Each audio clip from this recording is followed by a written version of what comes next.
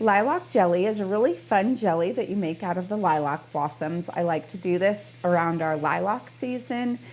And it's just this kind of light floral flavor that's kind of fun. I really like to do stuff with the edible flowers.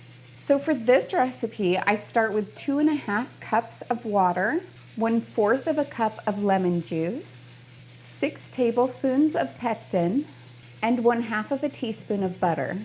I also have 3 cups of sugar that's been pre-measured.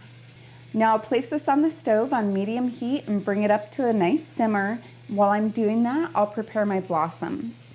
So when you pick your blossoms, you want to make sure you pick ones that are nice and mature, that there's not too many that aren't open yet, but you don't want any that are starting to brown on the bottom. And then I take them and pluck them out pretty much one by one.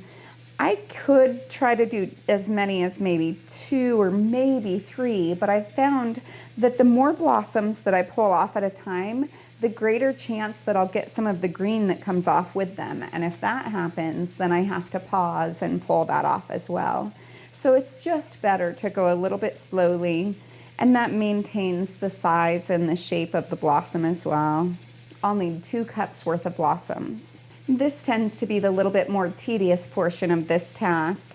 I highly recommend either an audiobook or just getting some music going, maybe having a friend help you. It's kind of nice to be working with the blossoms. You get those smells and you just know it's springtime. Now I'll add my 3 cups of sugar and my 2 cups of lilac blossoms. They're so pretty. I actually really like doing any of the flower recipes. Now that it's back at a boil, I'll set the timer for 1 minute.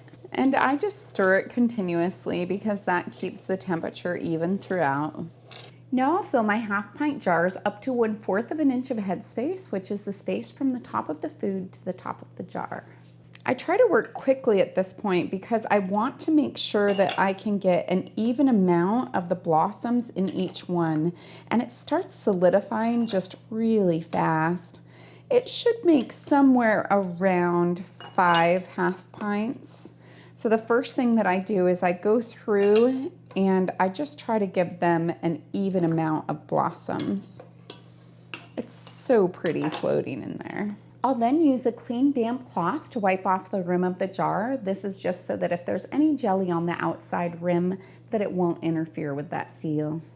This is a really important step to do with the jellies. I'll then place my lids and rings on until they're fingertip tight. Next, I'll place these in the boiling water bath and process them for 10 minutes if at sea level. I'm at 1,200 feet, so I'll go for 15, but I won't start the timer until after it comes to a rapid boil. Now that it's finished processing, I'll remove the lid, turn off the heat, and let it cool for 5 minutes. I'll then remove these from the canner and place them on a heat-resistant surface about 1 to 2 inches apart so that they can cool quickly. Then I'll allow it to sit on the counter until it's been 24 hours, and I'll remove the ring and wash it with hot soapy water and store it in a cool, dry, dark location like in my pantry and use it in the next 1 to 3 years. So I didn't have very much left over for a taste tester, just like a little bitty spoonful, really.